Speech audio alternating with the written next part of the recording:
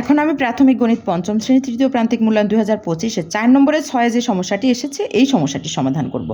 প্রথমে সমস্যাটিকে ভালোভাবে পড়ে বুঝে নিতে হবে, তারপরে সমাধান করতে হবে। তাহলে আমরা এখন পড়ব।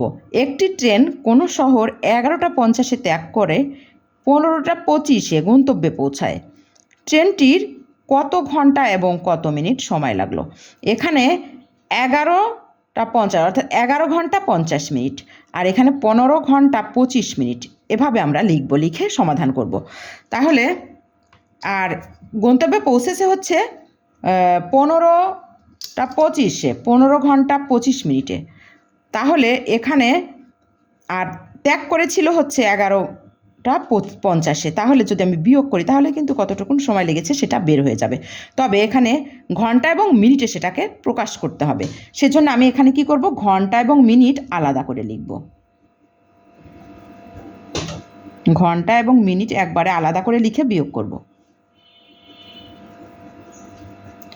তাহলে এখানে 15 ঘন্টা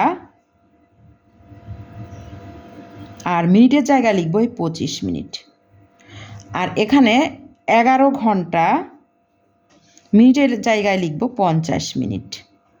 তাহলে এবার বিয়োগ করব, চিহ্নটা এখানে দিয়ে দেব। এখানে আমরা দেখতে পাচ্ছি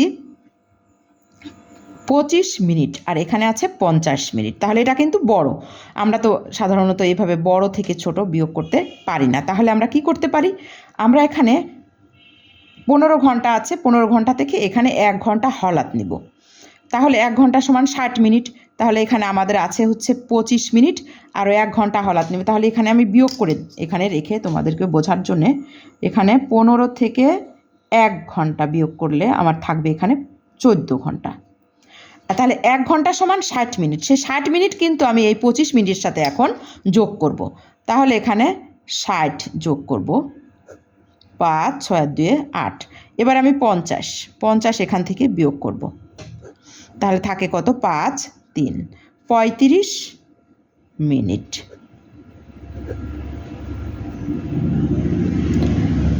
এবার আমার এখানে কিন্তু 1 ঘন্টা কমে গিয়েছে, অর্থাৎ 14 মিনিট আছে, সরি 1 ঘন্টা কমে গিয়েছে অর্থাৎ 14 ঘন্টা আছে।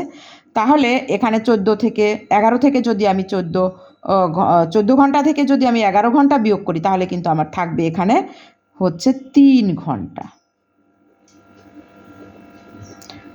তাহলে আমার উত্তর হচ্ছে 3 ঘন্টা 35 মিনিট সময় লেগেছে। অতএব ট্রেনটির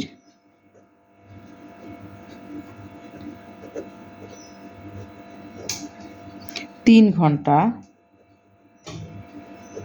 35 মিনিট সময় লাগলো।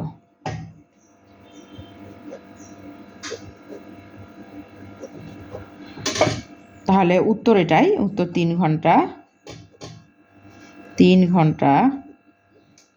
35 মিনিট।